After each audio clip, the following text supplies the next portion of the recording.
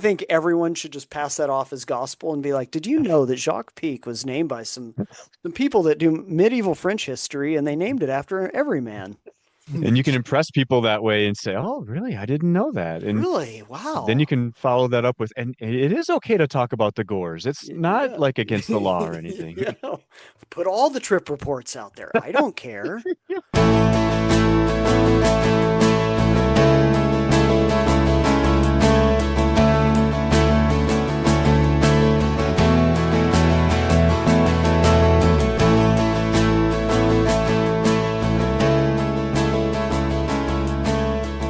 Welcome to the Greens and Blues 14er podcast. This episode, Zach talks way too much about mosquitoes. I get chased by the gore police, and we talk about the most underrated peaks in Colorado. Well, good afternoon, Z. How are you doing this fine day? Oh, Eric, I was telling you before we started recording here, it's summer in Oklahoma. And for those of you listening in drier climates, It's a that loaded statement, right? yeah, yeah. Well, dry these, yeah, really dry these days. But for those of you listening in those climates, you may be or may not be familiar with these things we call mosquitoes here. But I think you have different species over oh my God. Well, they're the traditional Anopheles mosquitoes, but dang, it's been wet here pretty much the whole month of June. We've had just enough rain for them to kind of get going. I've got some tomato plants and I was out this morning just harvesting tomatoes. I am donating blood right now. Like it is unreal. Like I was like, there. and you get into that self dialogue where I'm like out there and I've got my little thing that I'm putting my tomatoes in. It's like a colander that I just throw them in. And I look down and there's at least five mosquitoes on my right leg. And I actually swell up a little Oh, bit when I get bit. And dang. so like I can feel my body getting warm when they do that.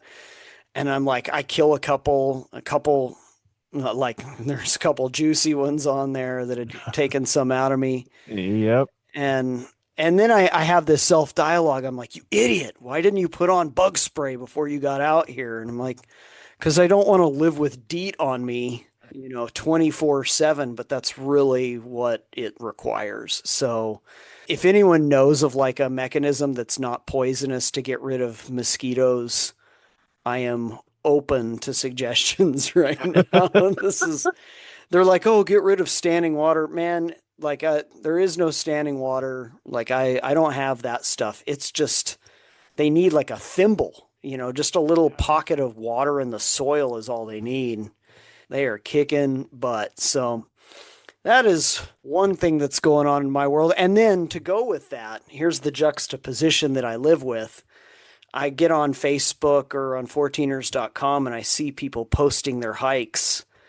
Oh yeah. Oh, I just did Capitol Peak or I just did the Creststones. I just went to Chicago Basin and I'm like, yeah, I just got bit by 47 mosquitoes. Like, My gosh. what am I doing Uh, here? So, yeah, I'm feeling it some of these days here, Eric. It's hard being me. It's really hard, I tell you. Is there ever a season where you don't, like in January, are they gone? Do they go dormant Yeah. completely? Yeah, they Okay, so you get a break at some point. oh, totally. Okay. Somewhere around October, they start to kind of fade out. We get a first freeze always in like beginning mid-November, and then they're done. Sure. Okay. And then they really don't come back in earnest until about late May, early June. Oklahoma has other than the tornadoes that want to kill you, Oklahoma has a glorious spring. And so I just generally don't get eaten by them. But we're in the stretch now where I have to be outside certain times of the day to do yard work, harvest tomatoes, etc. But there's also a lot of mosquitoes. So yeah, we do get a reprieve. This is like a tangent, but I hear people complain about the mosquitoes and like the stingrays sometimes. They're like, the mosquitoes are so bad near Willow Lake. And I'm like, you need to shut your dirty mouth because you have no idea. There's only Oh been one gosh. only been one time Uh, I've like actually been annoyed by mosquitoes in Colorado, and it was with you. We were at gosh, well, which it was in the Sangres, right? It was in the was Sangres. I don't know if it oh, was I remember. Cottonwood Creek or Garner Creek. It was on the west side of the Sangres, and you and I Yes. wanted to camp out. We like started to set up the tent and like it was just swarms of Getting them. eaten alive. There was a And we were 12er nearby, I think we were going after, and it was a 13er that we didn't go up. I it can was a tell you that. 13. Okay, I know Yeah. I didn't make it up there because I No. wasn't having it, but We hiked 10 miles in and still didn't get anywhere. But yeah, I remember like being like, I'm not setting up the tent in this, and we just like bailed and like ran into and we sat in the car for like 2.5 hours, and then we waited till it got super windy. And when it got super windy, we're like, now's the time now's the time. That's let's right. let's put up the tent. And then here's another bug moment from that trip. We get up that morning. So we actually sleep nice because it's windy and it keeps the bugs off of us. We get up Mhm. that morning. We're just about to get on the trail and we're signing the trail register. And I got stung by a couple yellow jackets that were inside the wilderness That's register. right. I Yeah. forgot about that. Oh my God. Well, you didn't forget about it, but I remember oh. hiking and being like, that didn't hurt. And then looking at my hand and it's all swollen. And I was like, oh, I guess it did. Must Um, have hurt. yeah.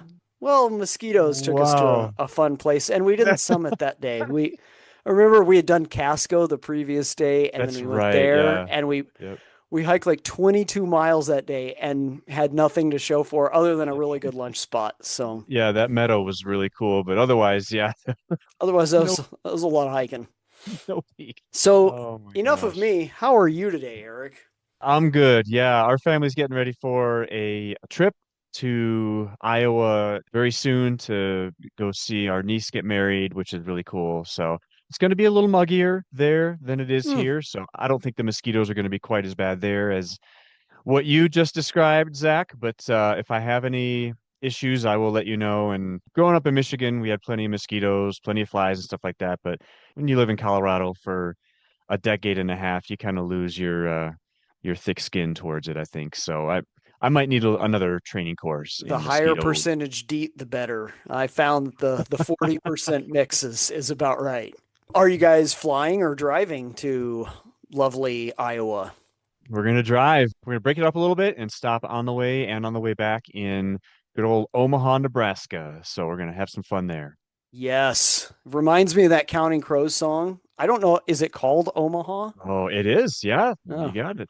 I mean, That's a good one. in the heart of everything that what's you know all the Counting Crows lyrics, Eric. Yeah, What's the in the lyric heart, there? in the heart that, no, wait. Getting right to the heart of matters. It's the heart that matters more. That's the stuff. Good album. It's Everybody a should go great listen. album. Just not a bad song on the whole thing, other than ironically, Mr. Jones on radio in 1995. Uh, So, well, that sounds like a fun trip. You're it'll going be in the fun. wrong direction, but Yeah. But we're coming back though. yeah, yeah, then you'll be going in the right direction. That's right. So, So, what are we talking about today, Eric? well, Zach, we've talked about this a little bit, trying to figure out what are some underrated Colorado peaks. And I think we could probably define underrated in a few different ways. When you think underrated, Zach, what kind of comes to mind for you? What kind of criteria did you start with? Well, see, that's the problem, Eric. You had this great idea, and you were like, "Let's do underrated peaks," and I was like, that's a brilliant idea. Let's run with it." And then I sat down and I started thinking, and I thought, well, who's rating these peaks Yeah. as like, and so I just moved to peaks that are generally either disregarded or people make fun of them. One of Yeah. mine will Yep. be a peak that people make fun of or that they kind of discredit. There's no official like rating of peaks. It's like peak number 1 is North Maroon and Right. peak number 53 is Pikes Peak or anything like looking at you, Pikes Peak. But Right. um, there's nothing like that, right? So Yeah. I'm going with this general feel on forums, Facebook. There's the ones that people are like holding out for that are the gyms. They're like, handies Yeah. Yep. or like the Maroon Bells or peaks like that people are like those are special. We're trying to think of the opposite of special here. And yet maybe not the opposite of special because I went through the list of peaks that I think are disregarded, hated otherwise, and then I thought, which of these do I like a lot? And I came up actually I like all of them. So Yeah. yeah, when you got into this, how did you think about it, Eric? What What was your process? Yeah, I think you nailed at least part of it from my perspective. You mentioned ones that get kind of crapped on, which there were a couple in my list that I think do get crapped on, and they actually you thought of them too. So I think your focus sounds like it's going to be kind of on the 14ers. I'm going to focus kind of more on the 13ers. When it comes to 13ers, like no one really craps on 13ers because no one really does 13ers, or at least Yeah. they're underrated in terms of anyone even hiking them. So I think there are some that are more well regarded than others, but the ones that I'm going to focus on are very few people, if any, that I've encountered even talk about. No one posts about them really. No one talks about them, but I had a good experience on them. So It's like the statement, I don't hate that person, I nothing them. It's like some of these peaks are nothing.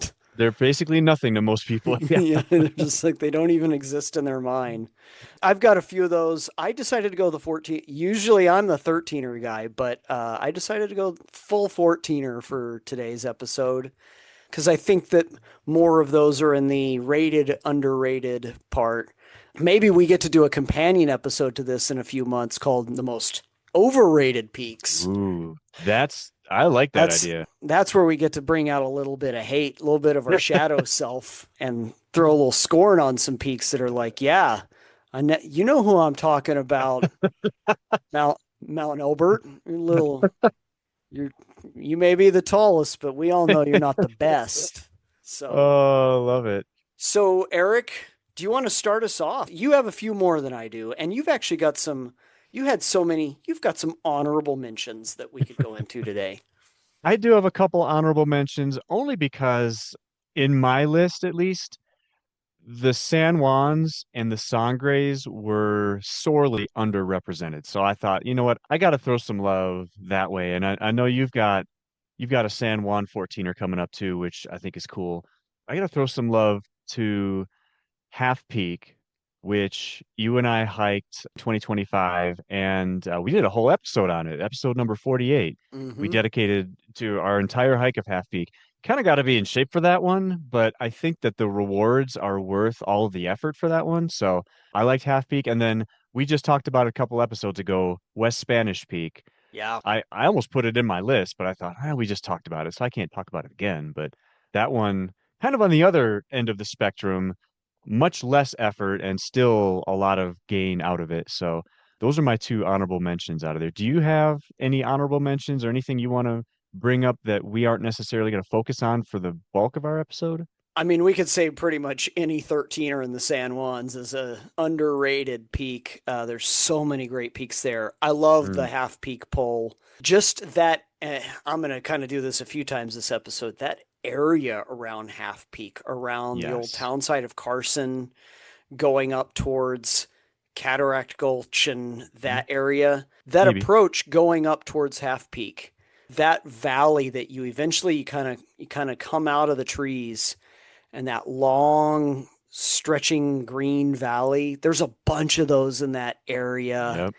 And that's just a fantastic spot. It does not get enough love. The next drainage over, the cataract drainage, is great in that regard too.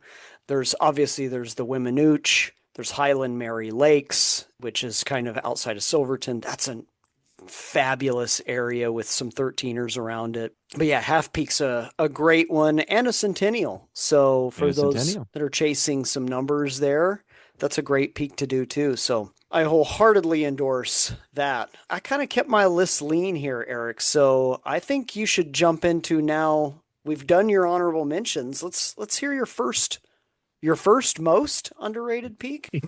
And so mine are all 13ers. They're actually all in a similar kind of area. Mm, And my number three, so I'm going to start this with a question, Zach. Normally, you're the one that's asking questions, right? Being the philosophy professor, that's kind of your motif, right? Am I so, stealing your thunder? Socratically asking questions that you already know the answers to. Yes, that's I, what I do. I love it. By the way, Socratically, complete side tangent. we watched Bill and Ted's Excellent Adventure this past So weekend. great. So great and Beethoven. That's Yes. so good. Oh, that's so good. Oh man, the final scene where that football player is struggling, and then he goes, Yeah. "San Dimas High School San football Dimas football rules," rules. and everybody cheers for him. That's high school in the '80s, man. That's so Oh, good. that's awesome. So, yes, perhaps Socratically, although I'm nowhere near Socrates or Zach Simpson or anyone in that realm. I'm going to say two words, and I want to hear what you have to say. Or the Mm. first thing that comes to your mind when I say this, gore range. What do you think of when you think the gore range? I think of a weird internet meme that you don't talk about the gore range that's become endemic that nobody talks about it, even though like Yes. there's maps and there's trip reports and stuff for it. Like you can talk about it, but I think of like, oh, don't talk about the gore range. Don't talk about how to get up Mount Solitude. Don't talk about how to do the Sawtooth or the Zodiac or whatever. Yeah, I do think of that. I also think, I used to in the summers, my wife and I would rent a condo in Copper Mountain, and the gore range was right out my door.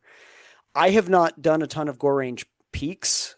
I've done maybe 4 or 5 peaks, but I've done pretty much every trail in the Gore Range on the east and Ah, west side from about 20 miles north of I-70 because my wife and I would just go hike in there with the dog, have a picnic, hike out. And so I think of just that's truly one of the most beautiful ranges in Colorado. Rugged, kind of gnarly. Love the Gore Range. I think I know where you're going here. So, Eric, what's your gore? Do you have a Gore Range peak for us? I do have a gore range peak. It's a weird one because it's very isolated from the rest of its gore counterparts. It's below I-70, isn't it, It's Eric? the only one that's south of I-70. Yes. So in 2025, I summited Jacques Peak. And like you said, we're not supposed to talk about the gores. Thankfully, the Climbing Coonies do, and climb13ers.com does have a route description for each gore peak. And not that you necessarily desperately need it for Jacques Peak because you're going to start at Copper, where you used to live, Zach, and you're going to go up a couple of strategic ski lifts, and Yeah, you it's walk up the ski hill, don't you? that's all you do. Well, it's for the first two-thirds of it, that's all you do, and then you kind of ridge walk, traverse over to the base of the summit itself, and then you do some basic class two scrambling. But all of that is a lot of fun. Like the going in the forested ski lift areas is really cool. You have actually it's so quiet. You have a great chance to see a lot of wildlife. I saw tons of deer that day.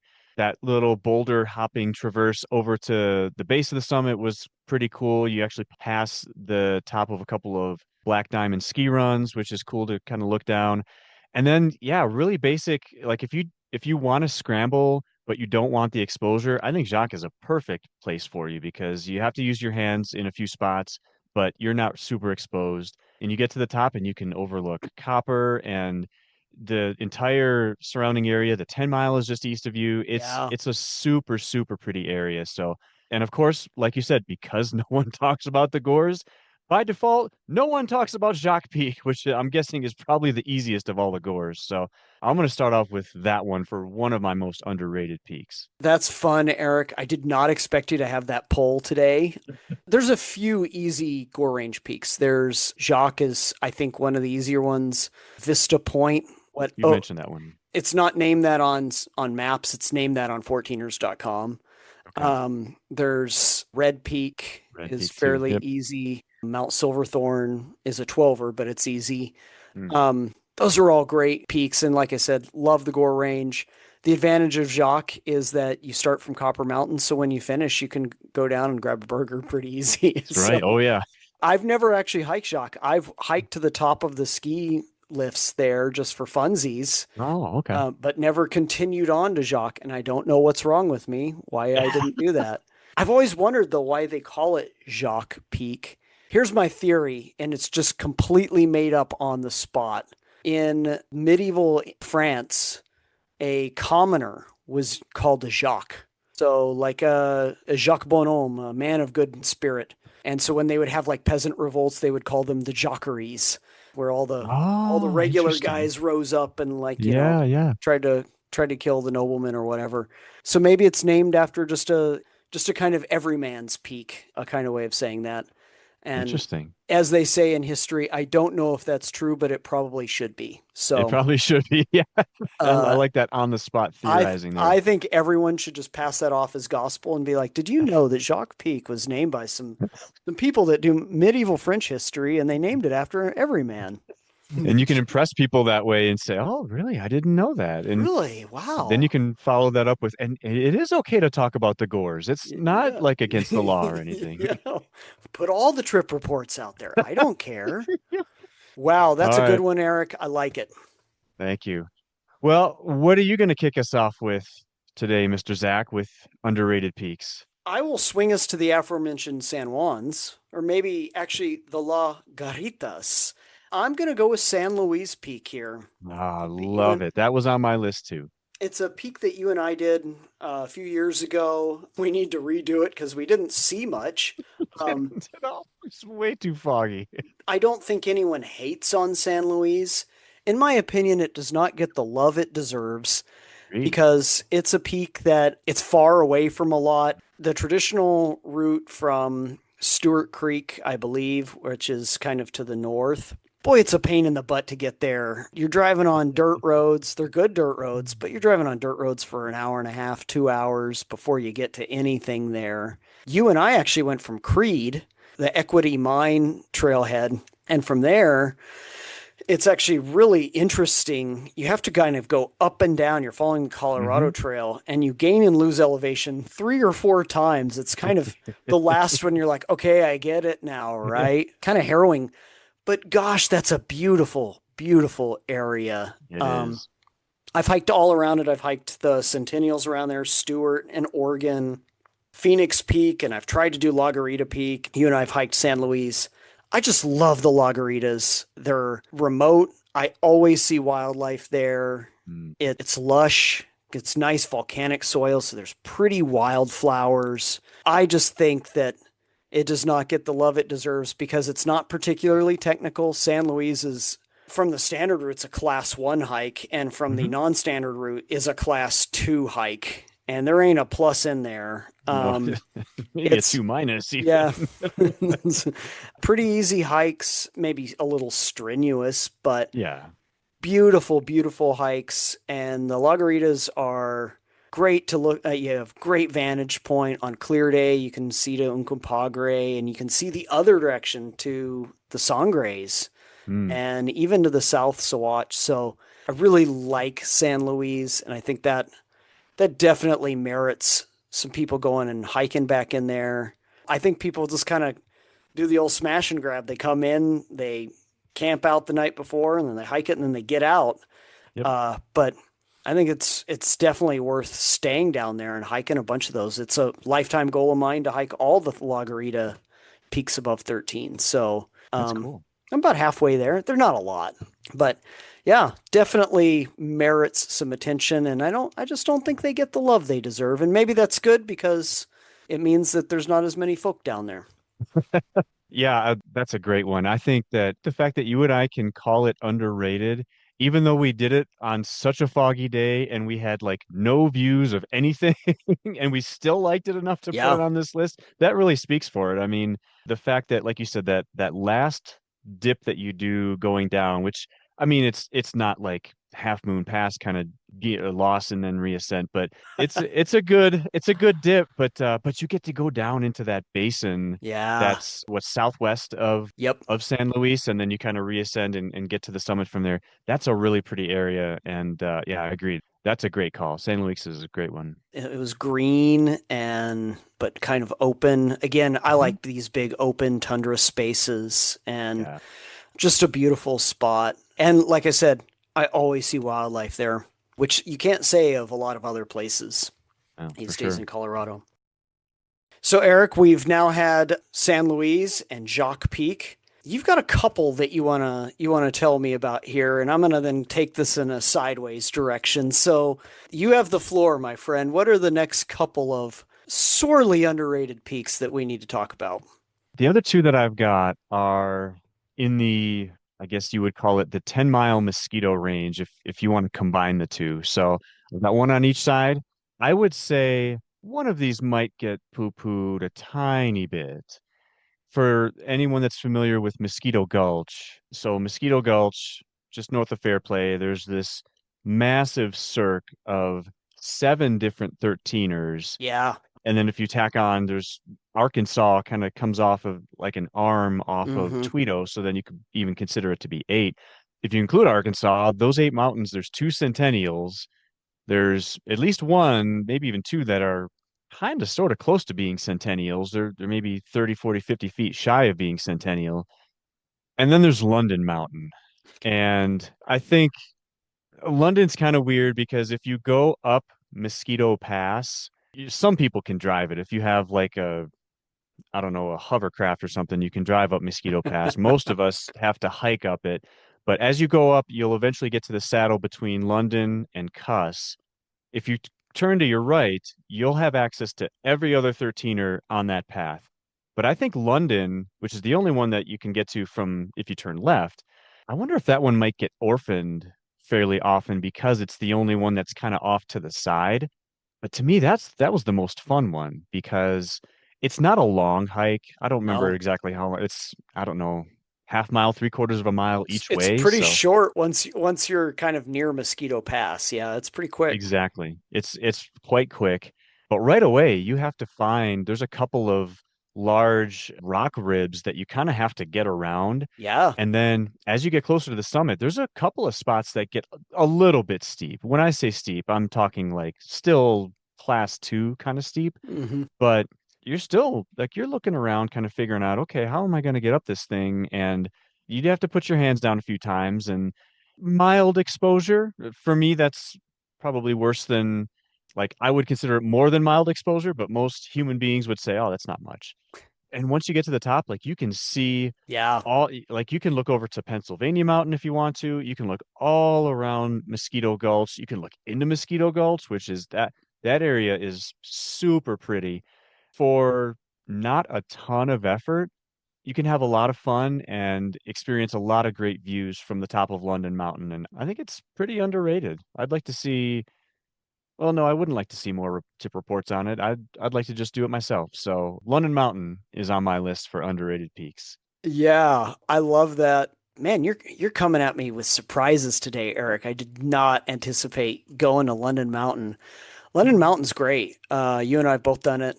I really like. I think I've done it twice, Mm, just because I was at Mosquito Pass and I was like, I'm gonna go up this. yeah, And then I went back and I was like, this is kind of fun. I'll do this one again. I really like London Mountain. A couple things there. I do like that Mosquito Gulch, and I think people probably poo-poo it because it's super accessible. really, Like yes. it's easily accessible from Alma Fairplay area. Hmm. It's got Mosquito Pass there. And another reason that I think it and other stuff in the Mosquito Range gets maybe underrated is the abundance of mining activity up there. For There's sure. there's a lot of roads. There's a lot of old buildings. My dad was actually part of a working gold and silver mine on London Mountain in the 1980s. Really? Yeah, he was working up there. And I actually have a couple of childhood memories of driving his old beat up Ford F-250 halfway up Mosquito Pass and stuff. So, Wow. if you're into like old mining history and stuff, that's a cool area. It I think is. Yep. the Coors Corporation still owns the mineral rights up there. Wow. Okay. So there's a lot of cool history up there. There's actually to the east of London Mountain, there was a plane crash, like a little Piper plane that crashed up there in like the 90s, I You believe. mentioned that. Yeah. Yeah. And I actually wandered around up there one time and found part of the old wreckage for it. Um, Oh, wow. so that's a cool area. There's a lot to commend that, and the views up there are great. So Yeah. I'm digging London Mountain. I have some things I'm holding back here, Eric, but Yeah. we'll let you move on now. So you did a Mosquito Peak. Now, do you have a 10-mile peak that you wanted to talk about? We do have a 10 mile. And this one, if London and that area are underrated because they get poo-pooed, I think this last one is underrated because no one talks about it. Even though if you go on 14ers.com, you'll find four different routes to get to the top of this one. But that's mostly because it's really, really close to Crystal Peak. So Crystal, Pacific, Atlantic, a trio of Centennials. We've talked about them before. Hmm. You and I have both done all three of them. You did all three of them in one day. I had to break it up a little bit, but Mayflower Gulch might be my favorite part of the whole state. And Oh yeah. even though, I mean, it's, the San Juans are just, they're gorgeous. And there's a number of areas in the San Juans I have not explored yet. That Mayflower Gulch area is just dynamite. And the day that I summited Crystal Peak, which was in 2024, I had intentions of going down to do Pacific and Atlantic as well, the way you had. And I looked at Pacific and I said, I don't think so. That's not going to happen today. And so I kind of called an audible and decided to go after another peak and then come back. And then I went after peak 10 in Breckenridge and then came back and descended. But that peak in the middle is called Father Dyer Peak Yeah. and very nondescript. I looked it up on Lists of John. It only has 119 feet of prominence. I'm sorry, 116 feet of prominence. Oh. So I would call it underrated, partially because it's very unranked. There's no way that it's going to make its way. Like the Climbing Coonies don't even list it because it's so unranked. But I don't know if I've ever had so much fun doing a class two ridge walk like that. You're slowly gaining going up there and you're kind of sort of rock hopping, but you've got just enough exposure on each side to make you feel like alive, but not to where you're feeling like you're gonna die if you slip and fall. Or But Dyer. or or dire or diest. Yeah. The most fun aspect of Father Dyer, the reason I would consider it to be underrated, I mean, I don't ever hear anyone talking about it, but I think part of the reason why is because it's really just your standard ridge walk. But to me, it was a fun ridge walk. You also have a lot of different ways to do it. If you want to do it through Mount Helen, you can do that. If you want to do it straight from its southeast ridge, you can do that. Or if you want to do it through Crystal, there's a lot of options for it. But I really enjoyed it. And I guess I'm a little surprised that I don't hear more people talking about it. Maybe it's the fact that it is your standard class two, but I had a lot of fun on it. So to me, I would add Father Dyer to the list of underrated peaks. So have you Well, done that one, Zach? I haven't, Eric. And I think that may be because I think you did it in a kind of unorthodox way. Yeah, that's probably putting it nicely. I'm, I'm not trying to throw shade at the way you did No, it. not at all. But I think the way you did it, coming from Crystal like you did, most people are going to try to do it from Mount Helen. And that's a class three. And a lot of people talk about that link up between Mount Helen and Father Dyer as a really great like introduction to class, like an extended class three Mhm. kind of engagement with a ridge where the commitment's not severe, the exposure's not severe, but you're having to do a lot of class three moves in for a while. So I actually haven't done it. I've done Crystal, I've done Peak 10. One time, me and my dog Lacey were kind of on the ridge in between Crystal and Father Dyer and just didn't go Mm. over there. But I think that's a great one. That area around there, like Mohawk Lakes and all the little Yeah. lakes around there and stuff, that's a beautiful area. Again, if there wasn't a ski area there, I think a lot of people would be like, it's a really cool kind of primitive area. That's a great one, and I think a lot commends it for the way you talked about it. It sounds like it's just a fun hike, like a really engaged, sustained, fun and enjoyable hike, even though it's not what you planned that day, Eric. For sure. Inaudible on that one. So, but I think for your last two, Zach, there's no audible on this one. You know where you're going with two favorite underrated, or are they your two favorite, or are they one of them would One of be? these is being offered as kind of a hot take. I'm going to throw that out there. I'll go with the one that's a more of a lukewarm take, and it's right next to our friend Father Dyer. It's Quandary. I think Quandary is it's hiked a lot. I think it may be one of the most hiked peaks in all of Colorado. They've had to implement the new shuttle system because of that level of overuse. I imagine though, when I think of Quandary Peak, I think if that wasn't next to, now this is a huge if, right? But if it wasn't next to a town and got used as much as it did, dang, that's a good peak. It's got a great approach. It's got two routes. It's got one really hard one, class three West Ridge, and then the class one East Ridge route, the standard so-called standard route. But that standard route, even that's a great hike. Amazing views to the Front Range, to the Sawatch, to over to Holy Cross, up and down the 10 Mile and Mosquito Range, up to the range we shall not name, the Gore Range. It's just a really stunning hike, and there's a lot to speak for it in terms of like the views, but also it's pretty easy. Like you get up there and you just kind of start scampering, and in relatively short period of time, you're above timberline. It's an easy hike. I like it for all those reasons. And I think people are like, oh, it's an easy hike, but easy hikes are worthwhile too. So I think that one gets underrated just because it's so common. Banal would be the fun word for that, but there should be a place for that too. So, Agreed. And uh, if you get to have your can kicked by the goats up there, all the more fun. I got really close to a baby goat. I think that's the first time I ever got that close to any kind of wildlife. So I really enjoyed Quandary. yeah, Quandary's great peak. That's my more lukewarm one, but I'll get to my absolute hottest take of the year here. And It's probably a good one. some people are going to be like, why are you even saying this?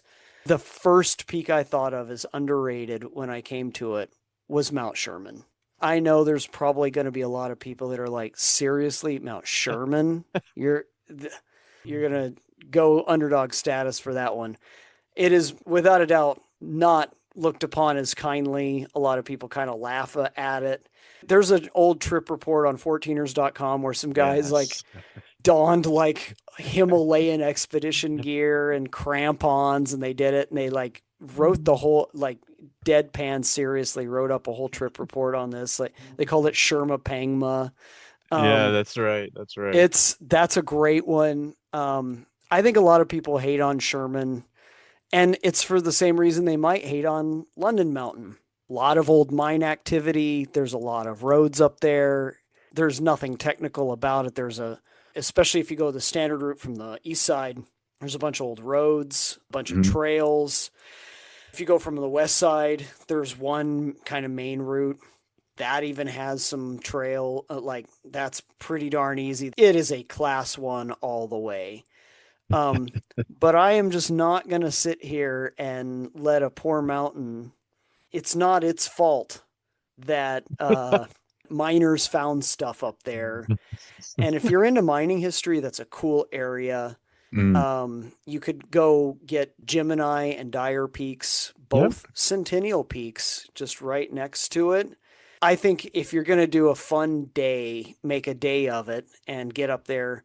Gemini, Dyer, Sherman, and Peerless are Yep. that's a nice quartet of peaks you can kind of, or Sheridan, you can kind of do 4 or 5 peaks all on its own and you get to spend a lot of time up high. The views are fantastic. The rock is easy to walk on. It's actually really cool rock. There's a lot of ore, a lot of molybdenum and different things in there. I like Sherman. I've had 2 enjoyable days going up and down Sherman. It can get a little windy there, but For sure. part of me is like, I'll go back to our mantra, you never have a bad day in the mountains. There you go. And Sherman's not the most wild of places. I get this, but you could still have a good day up there, and you could still have a day where there's not a lot of people. Yeah. The first time I did Sherman was like 2010 on maybe a Tuesday or a Wednesday. Had the mountain to myself, Yep. and it was lovely. And I thought, wow, what's the deal? Like everybody kind of talks about this like it's just overrun, and I'm sure on a holiday weekend that place is bumping. Yeah. But on a Tuesday in September, if you manage to get a day off, like Eric does sometimes, that's a good spot to be. And when There I you went go. back and did Gemini and Dyer, it was great. I'm giving my love to Sherman. What do you have to say, Eric? I'm good with Sherman too. Yeah, I think tacked that one in 2014 or something like that. And yeah, it was during the week for me too. I got There was a lady that was a little older than me that got to the top before I did, but otherwise, there was no one else up there. It was foggy and windy, like you said, but felt good by the time I got up there. Tacked down Sheridan afterwards. That was a fun hike. I really enjoyed Sheridan. That was my Yeah. first 13er I ever did. And Yep. that was a great introduction to 13ers, I think. Yeah, really pretty area. I mean, I couldn't see it that day, but I've seen it in subsequent times when it wasn't so quite as windy up there. But yeah, if you pick the right day, you'll probably have it mostly to yourself. You've got, like you said, Gemini, Dyer. Going from Dyer to West Dyer might be a little on the sketchy side, but there's plenty of other extra credits, as Jerry Roach would say, in that Mm-hmm. area. And Sherman by itself, I think that's a fun walk up. I mean, there's nothing wrong with that. It was fun seeing kind of the little checkerboard trail sections Yeah. on the way up from there. But yeah, I'm good with Sherman. I like that pick. When I hike places like that, I imagine it wasn't hiking that brought the first people up to the top of that mountain. Now, that first, and now I'm sure there were Utes or maybe other mountain tribes, maybe Arapaho that would have gone to the top of Sherman. But those hard scrabble men that built those roads and stuff, it wasn't because they loved it. It's because they were trying to scrap together a living. And some part of me, when I go to places like that, I imagine the desperation of people going to a place like that and trying to Hmm. make a living. It takes me back in time. And Hmm. so, most of us are able to hike these places and do so in our very kind of bougie way where we drive in and hike and then we go home because other people have done that kind of. There's a road close to Sherman because people built those roads, and there's Yep. trails because people cut those old road grades up there, or there's old rail grades even. So it's interesting in that regard, but it's also just a mountain and they're beautiful. And I just want to say, this is my bigger point. I think the Mosquito Range does not get enough love. I think because of its old mining history, because it's Hmm. easy, because the hardest route in all of the Mosquito Range is, I think, Wheeler Peak, and it's a class Probably three. Wheeler. Yeah. And I think it's a vastly underrated range, but I have seen more wildlife in the Mosquito Range than I have my past 20 hikes in the Sawatch. Hmm. Um, I think it's just as wild as some other places in Colorado, and the views are great. And I think there's a place for easy hiking too. And the Mosquito Range offers a fair amount of that. For sure. Yeah, and that's a great point. I mean, we talk about Mosquito Gulch. We talked about in earlier episodes the Buffalo Peaks, Yeah. and all of the 10-mile discussions we've had. Like those areas are just they're gorgeous Hmm. and they're not difficult to get to. There's generally a road to get fairly close to all of those trailheads. Yeah, I've seen plenty of deer and of course your requisite marmots and pikas up there. Um, yeah, it's funny that the mosquitoes in the 10 miles don't get talked about much, but I mean, probably part of that has to do with the fact that when we talk about the mountains, most often we're talking about the 14ers, and Hmm. they are in those areas, they are Quandary, Sherman, and the Decalibron, and there's just not as much challenge there. But to your point, hey, if I can put in very little effort and get really high reward, I don't know why more people don't sign up for that. Yeah, maybe it's because it's not hardcore enough. There's a place for, yeah, not being hardcore sometimes. Like, there's been plenty of moments in the hundreds of 13ers I've hiked where I'm like just walking straight up a ridge line. I'm like, dang, am I doing this again? And, there's a place I think for just going to a mountain that's pretty and not having to put in a lot of effort and getting rewarded with incredible views, getting to see all around and getting to kind of, I don't know, take your time, go check out some old mine ruins and yeah, go knock out a 13er if you want to. That's all good.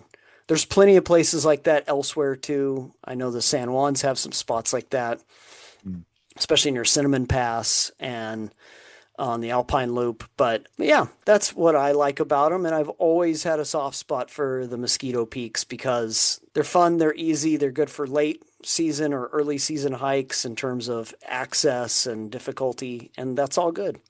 That is good. And I had no idea. So you'd mentioned that your dad had done had been involved in some mining activity. I had no idea he was on London Mountain. And so you mentioned you have some memories there. Had you spent any time as a kid with him specifically on London Mountain or in that general area? Yeah, on the side of it, yeah. Okay. But I don't remember going up anything. But I'm sure like he would just let me go tool around. He would just let me go Oh, wow. goof off, and who knows what I wandered up then. Yeah. I probably didn't get too far. I probably didn't go to the top of anything, but I probably wandered around those basins a little bit because he was working out of Leadville for a number of years. So Okay. yeah, there were active mine sites there through the 80s when commodity prices were a little higher. Yeah, those were really neat areas for me to kind of explore in. I explored a lot around Steamboat when I was a kid near Hans Oh, Peak. yeah. I remember my dad doing some work there. I remember my dad doing some work near Gunnison. He would drag me along every once in a while, but also at the same time, there's only so much time you want to sit in a truck. So, Going over uh, those bumpy roads going, on the way oh, up. but yeah, and believe me, the suspension on a Ford F-250 back in the day wasn't exactly, it wasn't like a Coupe de Ville. It was Yeah. pretty buckboard and tight. So, Oh, gosh. Oh, well, so maybe you've, without even remembering or knowing it, maybe you've summited a few 13ers as a kid, huh? maybe I'll just, just go to my 14ers.com page and just throw a couple rando 13er summits on there just for fun. Yeah. I'm sure no one Art? will have any issues with that, No, that's it. No controversy there at all. just for the sake of charity. Yeah, Um, maybe that's part of why I like that area too, is I have some memories embedded in it. for sure. I want to say one last thing. There is an underrated area, but I'm not going to say what it is on this episode. And Oh, we're gonna devote a couple episodes to this area you're gonna tease in this now? in the future, and maybe in a year or two. Like maybe not even this year.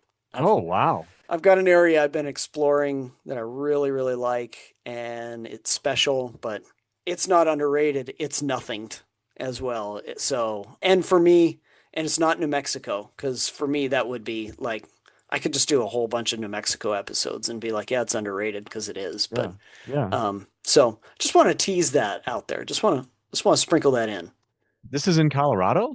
It is, yeah. I'll tell you when we stop recording, Eric. Okay, So I'm very intrigued. That's quite a tease there, Zach. But in the next year, like you can't commit to maybe the next 3 or 4 episodes to I sharing more about this? I've got to go back and do a couple more expeditions there because I want to be able to give trip reports. I want to be able to talk Okay. about a couple places intelligently. So, All right. All right.